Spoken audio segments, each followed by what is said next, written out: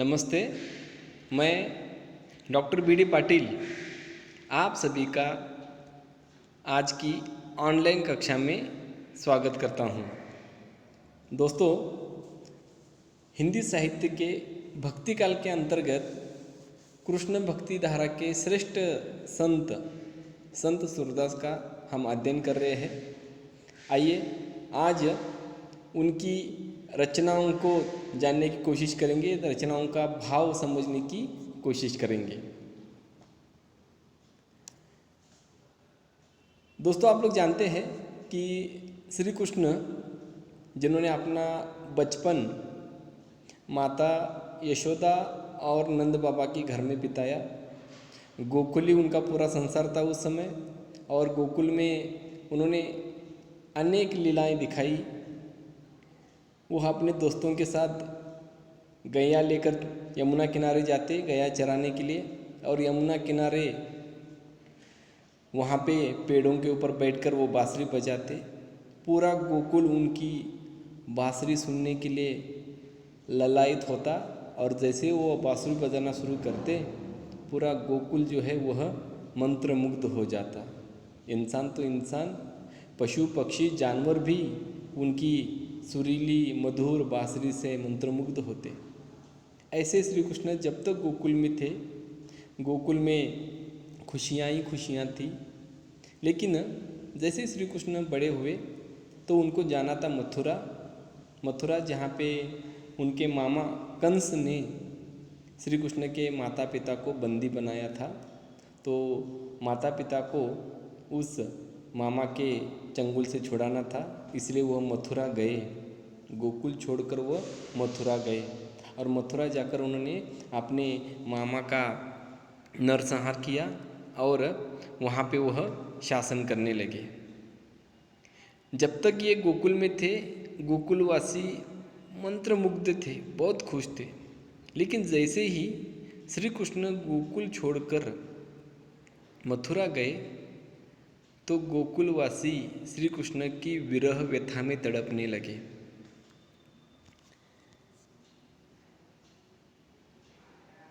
गोकुल में गोकुल की गोपिकाएं, वहाँ के उसके दोस्त, चाहे वहाँ के पेड़ पौधे हो, वहाँ पे बहने वाली नदी हो, पशु पक्षी, सब श्री कृष्ण के वियोग में तड़पने लगे। कहते हैं बिना गोपाल बैरन भई कुंजे, मतलब बिना कान्हा के ब्रज की हालत जो है ना, बहुत बुरी थी। वृक्ष सूख रहे थे, हर एक जीव जंतु कृष्ण की याद में तड़प रहा था। वह श्री कृष्ण की दृष्टि पाने के लिए, श्री कृष्ण का दर्शन पाने के लिए तड़प रहे थे। बस एक बार कृष्ण मथुरा से आए और उनसे बात करे, उनको दर्शन दे, बस यही उनकी लालसा थी। राधा भी उसके प्यार में तड़प रही थी, उसके वियोग में तड़प रही थी। यह श्री कृष्ण के प्रेम का जादू था। बचपन से जो उसने अपना समय इन गोपियों के साथ बिताया, गोकुलवासियों के साथ बिताया, वो लोग उसे कैसे भूल सकते थे। तो ऐसे तड़पते हुए गोकुल का हाल था। श्री कृष्ण का एक मथुरा में मित्र था, सखा था, उसका मंत्री था, जिसका नाम था उद्धव। उद्धव बहुत ज्ञानी था, और वह दुनिया में या इस संसार में ज्ञान को ही सर्वश्रेष्ठ मानता था, और श्री कृष्ण प्रेम को श्रेष्ठ मानते थे। तो दोनों में हमेशा विवाद होता। तो उद्धव इस बात पर जोर देता कि संसार में प्रेम से श्रेष्ठ ज्ञान है। अब श्री कृष्ण जानते थे कि उद्धव को ऐसे समझाना मुश्किल है। उद्धव को अगर ये बात समझानी कि ज्ञान से श्रेष्ठ प्रेम है, तो उसको गोकुल भेजना पड़ेगा। तो इस कारण श्री कृष्ण ने अपने मंत्री सखा उद्धव को एक संदेशा लेकर गोकुल भेजा, और वह श्री कृष्ण का संदेशा लेकर उद्धव जो है, आप लोग देख रहे हैं यहाँ वो गोकुल में आया है इस चित्र में, और इस चित्र में वह इन गोपिकाओं के सामने ज्ञान की महत्ता बताने की कोशिश कर रहा है। और ये गोपिकाएं श्री कृष्ण के प्रेम में पागल है, श्री कृष्ण के वियोग में तड़प रही है।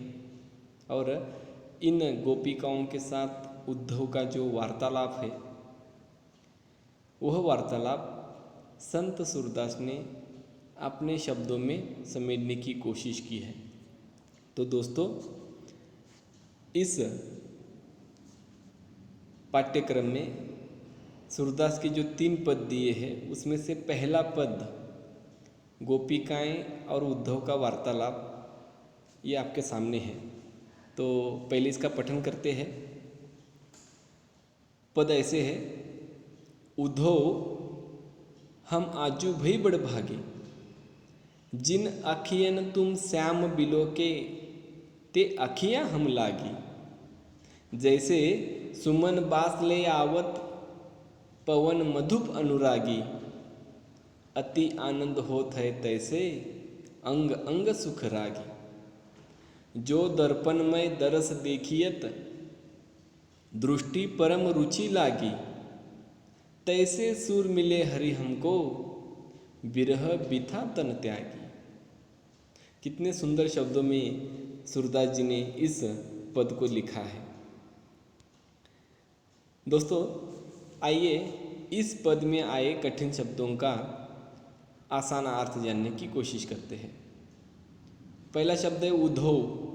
उद्धव यानी उद्धव। आजू, इसका अर्थ है आज। भई मतलब बहुत। बड़ भागी, इसका अर्थ है भाग्यशाली। श्याम मतलब श्याम, कृष्ण। बिलो के, इस शब्द का अर्थ है देखे, देखना। लागी, इसका अर्थ है मिली, मिलना। सुमन मतलब फूल। बास यानी महक, गंध। आवत मतलब आता है। दर्पण मतलब आईना।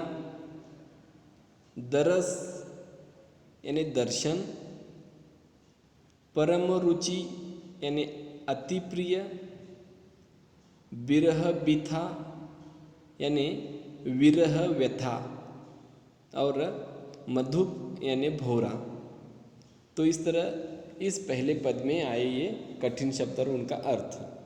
तो चलिए दोस्तों, इस पहले पद का भावार्थ जानने की कोशिश करते हैं। संत सूरदास गोपिकाएं और उद्धव, इनके वार्तालाप का यहाँ पे वर्णन कर रहे हैं। गोपिकाएं श्री कृष्ण के विरह में तड़प रही है और श्री कृष्ण का संदेशा लेकर उद्धव उनके सामने प्रकट हुए हैं, आए हैं। तो उस उद्धव को देखकर वियोग में तड़पने वाली गोपिकाएं क्या कहती है? तो ये कहती है, उद्धव हम आजू भई बड़ भागी। हे उद्धव, जैसे उद्धव ने अपना परिचय दिया कि श्री कृष्ण ने उसको भेजा है, वो श्री कृष्ण का मित्र है, तो श्री कृष्ण के इस मित्र को देखकर, इस संदेशवाहक को देखकर गोपिकाएं कहती है, उद्धव हम आजू भई बड़ भागी। मतलब उद्धव हम आजू यानी आज, भई यानी बहुत, बड़ भागी यानी भाग्यशाली है। हे उद्धव, आज हम अपने आप को कितना भाग्यशाली समझ रही है। आज हम बहुत भाग्यशाली हैं। क्यों? क्योंकि कहती है, जिन अखियन तुम श्याम बिलो के, जिन अखियन, जिन आँखों से, कहती है हम आज भाग्यशाली क्यों हैं? क्योंकि जिन आँखों से तुम श्याम बिलो के, तुमने श्याम यानी श्याम, हमारा कान्हा, जिन आँखों से तुमने हमारे इस कृष्ण को देखा है, बिलो के यानी देखा, जिन आँखों से तुमने हमारे कृष्ण को देखा है, ते अखियाँ हम लागी, वह आँखें हमें आज मिली है। हम कितनी भाग्यशाली आज, जब से श्री कृष्ण हमारा कान्हा गोकुल छोड़कर गया है, उसके दर्शन के लिए हम तड़प रही है, तरस रही है। और आज हम कितनी भाग्यशाली हैं कि आज तुम आए हो और हमारे सामने वो आँखें हैं, हमें वह आँखें आज मिली है जिन आँखों ने श्री कृष्ण को देखा है। तुम्हारी आँखों ने श्री कृष्ण को देखा है तो तुम्हारी आँखें आज हमारे सामने हैं। हम कितने भाग्यशाली हैं। आगे कहती है गोपिकाएं, कितना आनंद हुआ है। तो कहती है, जैसे सुमन बास ले आवत, तुम कैसे आए हो। जैसे सुमन यानी फूल, बास यानी उसकी महक, जैसे फूल की महक लेकर आता है कौन, पवन। पवन यानी हवा का झोंका, हवा। तो जैसे जब सुंदर फूल खिलता है तो हवा जो है ना उसकी खुशबू पूरे वातावरण में फैला देता है। उसी प्रकार तुम श्री कृष्ण से मिलकर आए हो, तुम पवन की तरह हो। श्री कृष्ण यहाँ पे फूल के रूप में है, तुम पवन की तरह क्या है, फूल की खुशबू लेकर आए हो। और हम कौन है, हम मधुप अनुरागी। मधुप यानी भौरा।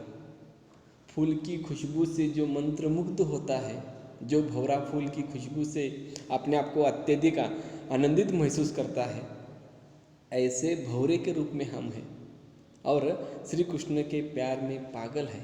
अनुरागी यानी प्रेम, अनुराग यानी प्रेम। तो हे उद्धव, तुम उस पवन की तरह यहाँ पे आए हो जो सुमन यानी फूल की खुशबू लेकर आता है। और उस खुशबू से जैसे भौरा मंत्रमुग्ध होता है, वैसे हम मंत्रमुग्ध होकर उसके प्रेम में क्या है, पागल हो रहे हैं। अति आनंद होत है तैसे अंग अंग सुख रागी। जैसे एक भौरा मधुप फूल की खुशबू से अति आनंदित होता है, वैसे हम भी क्या है, आज तुम्हें यहाँ देखकर कितने आनंदित हो रहे। अति आनंद हो रहा है हमें, बहुत आनंद हो रहा है हमें। आगे कहती है, अंग अंग सुख रागी। हमारा पूरा अंग अंग जो है ना सुख का अनुभव कर रहा है। सुख रागी यानी सुख का अनुभव करना। जब से श्री कृष्ण गया है इस शरीर में बस पीड़ा, वेदना, दुख, दर्द इसी का ही अनुभव किया है। लेकिन आज संदेश वाहक के रूप में तुम यहाँ पे हमारे सामने आए हो और तुम्हें देखकर कितना आनंद हो रहा है। पूरा अंग अंग जो है ना सुख का अनुभव कर रहा है। आगे कहती है, तुम्हें देखकर कैसा लग रहा है हमें, जो दर्पणमय दरस देखियत। दर्पण यानी आईना, दरस यानी दर्शन, देखियत देखते हैं। जब कोई भी व्यक्ति अपना दर्शन आईने में करता है, खुद की प्रतिमूर्ति आईने में देखता है, तो अपने को ही आईने में देखने के बाद, जब अपनी प्रतिमा, अपनी छवि आईने में देखने के बाद दृष्टि परम रुचि लागी। जैसे अपने ही दृष्टि को अपनी छवि अत्यंत प्रिय लगती है, सबसे सुंदर लगती है। उसी प्रकार तुम्हारे आँखों को देखकर हे उद्धव आज हमें क्या है, अति आनंद हो रहा है। जो दर्पणमय दरस देखियत। जैसे ही दर्पण में अपना दर्शन करते हैं तो दृष्टि परम रुचि लागी। अपनी दृष्टि को, अपनी छवि जितनी अत्यधिक प्रिय लगती है, उतनी खुशी जो है ना तुम्हारे आँखों को देखकर हो रही है। आगे कहते हैं, तैसे सुर मिले हरि हमको। सूरदास कहते हैं कि इन गोपिकाओं को उनका कहना ऐसे मिला, विरह बिथा तन त्यागी। उनका जो तन मन विरह व्यथा में तड़प रहा था, वह जो तन मन विरह व्यथा में तड़प रहा था, आज सुख का अनुभव कर रहा है। अत्यधिक खुशी, अत्यधिक आनंद जो है आज इन विरह में तड़पने वाली गोपिकाओं को हो रहा है। ये गोपिकाएं जब से श्री कृष्ण गया है, ना उनको खाना अच्छा लगा, ना पीना अच्छा लगा, जिंदगी में उनको कोई सुख अच्छा नहीं लगा। वो उसकी याद में तड़प रही थी, वह श्री कृष्ण की याद में, वियोग में तड़प रही थी। ऐसे श्री कृष्ण से संदेशा लेकर आने वाले इस उद्धव को देखकर इन गोपिकाओं को अत्यधिक आनंद हुआ है।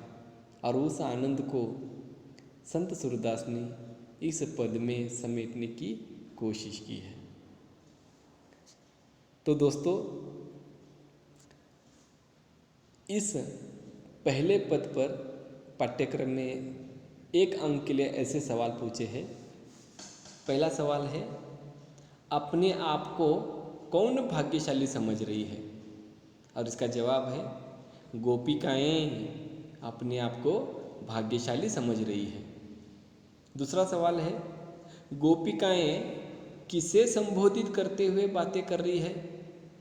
और हम जानते हैं कि गोपिकाएं उद्धव को संबोधित करते हुए बातें कर रही है। ये वार्तालाप गोपिकाएं और उद्धव के बीच में है, तो गोपिकाएं उद्धव को संबोधित करते हुए बातें कर रही है। तो दोस्तों, आशा करता हूँ कि आपको इस सूरदास के पहले पद का भावार्थ समझ में आया। उद्धव और गोपिकाओं के बीच का संवाद जो है वह आपके समझ में आया है। आप इस वीडियो को ऐसे ही लाइक करते रहिए।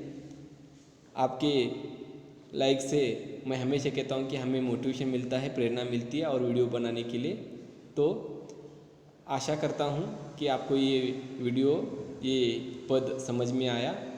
धन्यवाद। घर में रहिए, सुरक्षित रहिए और अध्ययन कीजिए।